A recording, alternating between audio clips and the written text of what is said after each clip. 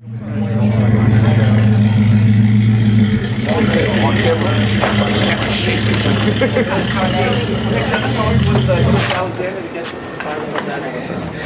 was not Troma music, nor was it Tromadance music, but very beautiful music. We're ready to start the panel. We have very distinguished panelists. Could you come up here, please? Distinguished panel.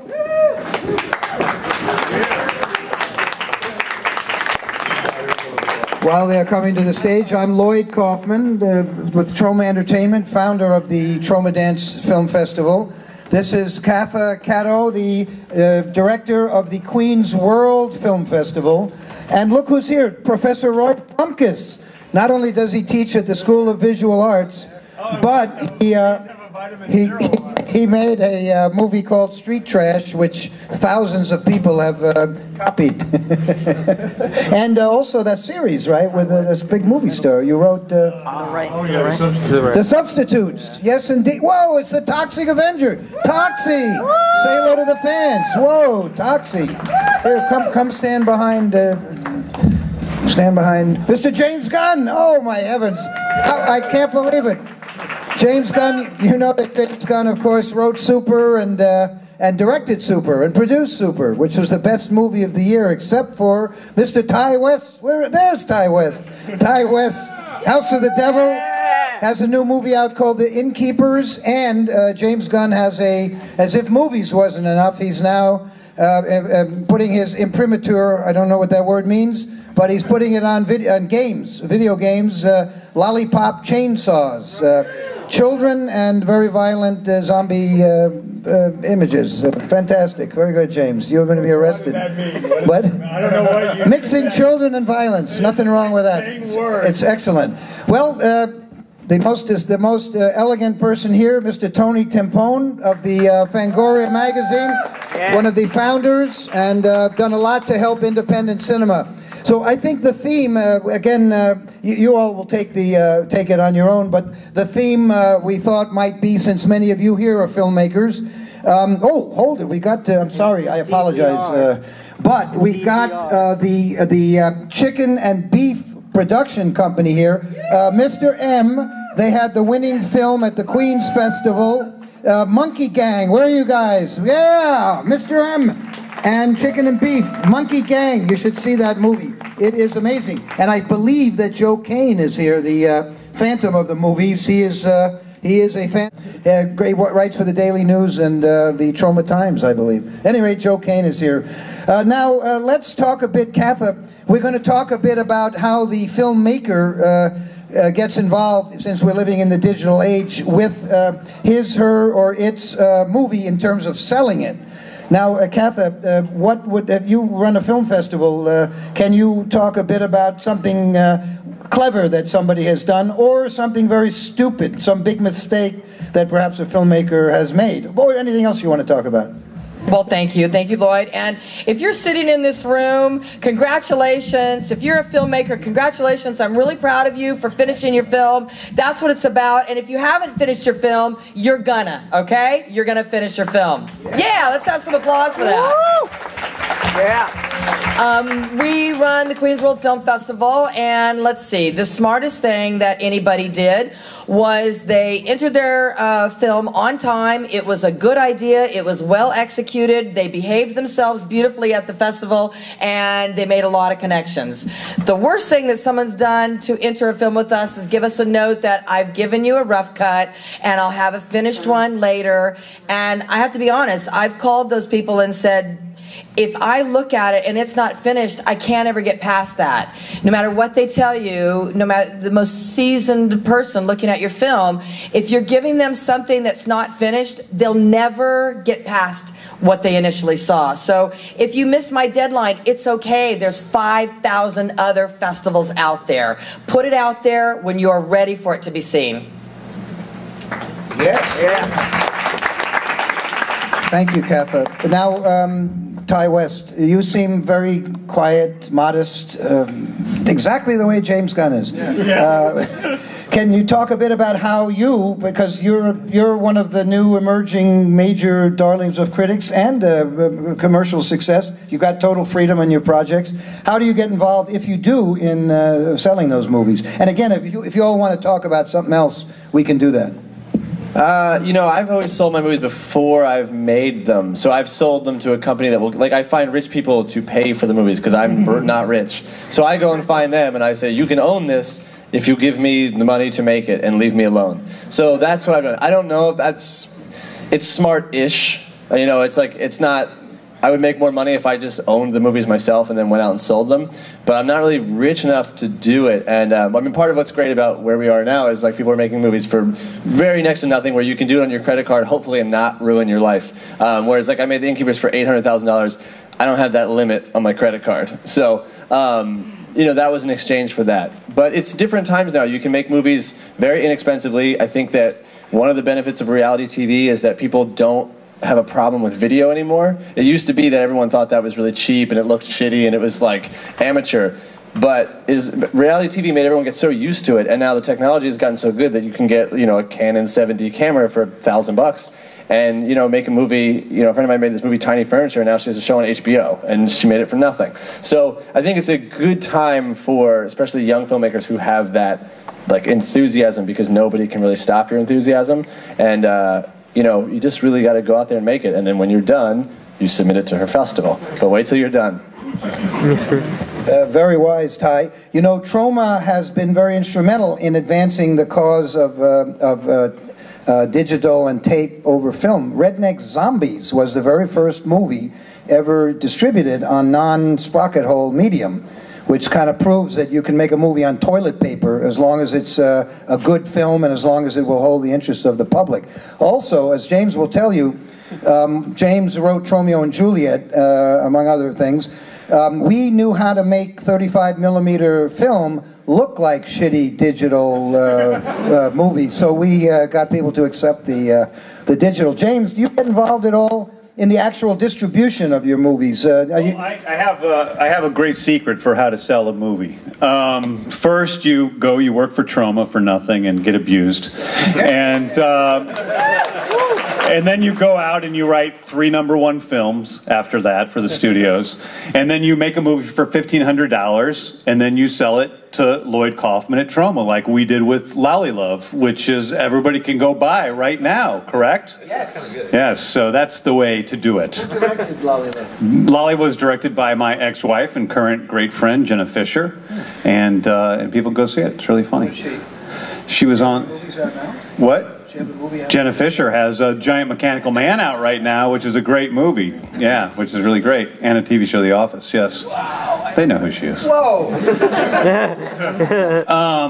Yeah, no, actually, you know, the truth is I don't really get that involved. I'm the same as Ty, except for my last movie, Super. We had not sold, we didn't have distribution for ahead of time, so we went and we got into the Toronto Film Festival, and it worked out pretty well for us because we had we showed the movie at a midnight screening, and then people really liked it, and so that night we had a number of bidders that we had to decide upon by the morning who we were going to go with, and it was very, very exciting, but it was also extremely harrowing, and I'm not sure it was worth that for me, like that bit of time where you don't know if you're going to sell your movie and how much you're going to sell it for, and it's really difficult.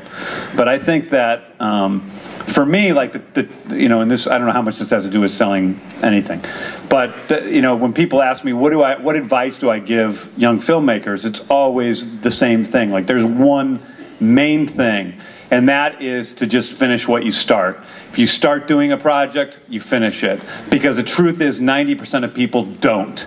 And the people who are successful out there in filmmaking, they're self-starters. They're people that went out there and made low-budget movies like a lot of you guys here have done for Tromadance, that just started doing stuff and doing stuff and doing stuff. And probably the first things that you do are going to suck. They're probably going to be awful.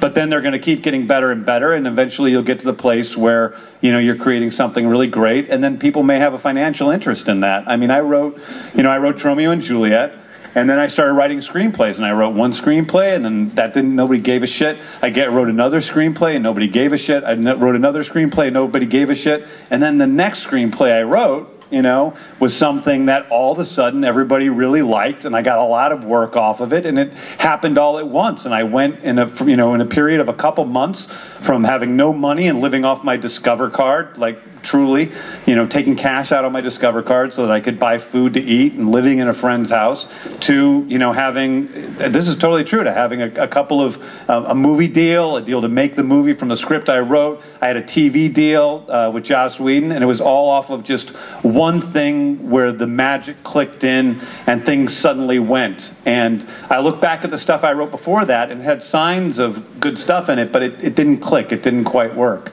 So I really think that it is hard work. Oh, there's somebody. You guys want to see who's messaging me? New movie deal. Sorry. But anyway, that's my advice. That ding was, your time is up, James. No.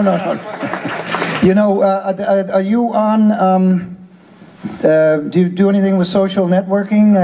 I know I troll the internet to get attractive young men. That's how I got Ty. I got Ty West here. We never met. I just Twittered him.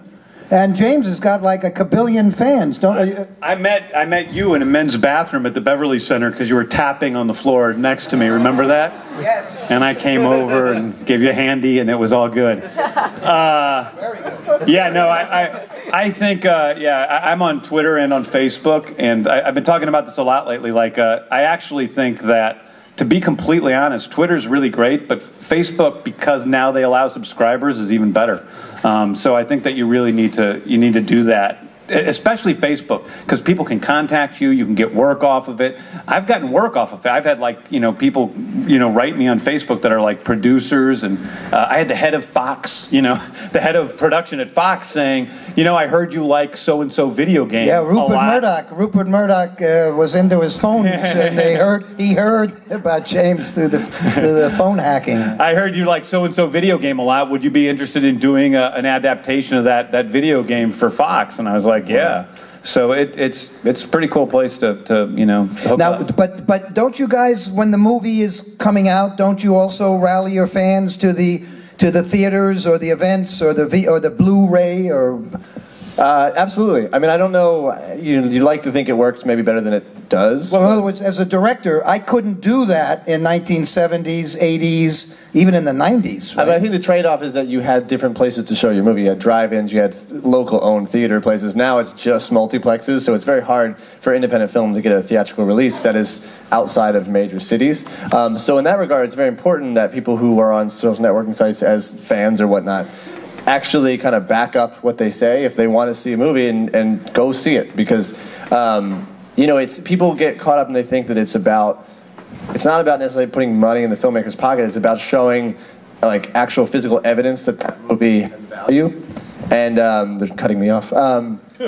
If a movie can prove that it has value, then people will let us make more movies, and that's, for me, the goal. But I think one of the other great things about social network is, and it, I think, speaks to what you've talked about with independent film, is like you can kind of circumnavigate the business a little bit. You know, you were able just to send me a message on Twitter, and that's the easy way to do it, and here we are. There's been actors that have seen movies that have of mine that have liked them, and then we've sent a message back and forth, and then I knew them. And now it's sort of like if I wanted to make a movie with them, I could just email them or call them, which is so much better than having to go through an agent and things like that, because there's like a mutual, I suppose, respect or friendship that comes out of it. And that's something that was hard to do before, unless you were, you know, hanging around bathroom stalls. Yeah, I would say, but you know, at the same time, though, I don't want to overemphasize the importance of social networking. I mean, it only can do so much for you. The truth is, if it came between like not being on Facebook, not being on Twitter, and going out and really working hard on making your own stuff and learning the craft, that's a lot more important than it is to be, you know, socializing. Yeah. And I find that the biggest mistake that, and I feel like I'm taking up all this time here, but I find the biggest mistake that young filmmakers make is that they overemphasize the importance of finding an agent, social, you know, networking in general, like all of this stuff. I mean, really, almost every filmmaker I know is somebody who really worked hard at what they were doing, and they came up with something, whether it was a movie or a screenplay or a short film film that really worked for them and sucked people in, and that was where their work. That's where most of their work came from. It isn't from, oh, I finally met an agent at a party and got it that way, or I met somebody online and we became friends and he helped me out. Really, it is through the work first and foremost that people get noticed, that they get attention and they get other work from. Woody Allen, as you know, says success is 88% just showing up. Of course, he's fucking his daughter, but... Roy... Roy, by the way, Roy Frumkes, now one of the seminal movies, did you do anything regarding getting publicity, because it was Street Trash was not a $1 billion budget, right? Right. What did you guys do, and what do you suggest today? Is there a difference, perhaps? Well, the difference is, I mean, this is Street Trash's 25th anniversary. Wow! Yeah. Big applause, Street Trash. Whoa! But putting it in context, you know, there was no internet then. There was no DVDs, no Netflix. I mean, that was something of a different time. I still think some of the key ingredients in making a film work are the same. A trailer, the poster art, you know, so that you can get the idea and the image across. But I wanted, and I have some greater stories about the old days, but I wanted to start in line with what we're all saying. I teach at the School of Visual Arts, and 2 years ago they started a graduate degree program in short film. Like, they want to stay ahead of the curve, and they really see that shorts are going to be a very powerful part of media, you know, in the years to come because of the internet. I also was kind of hanging around the Tribeca Film Festival.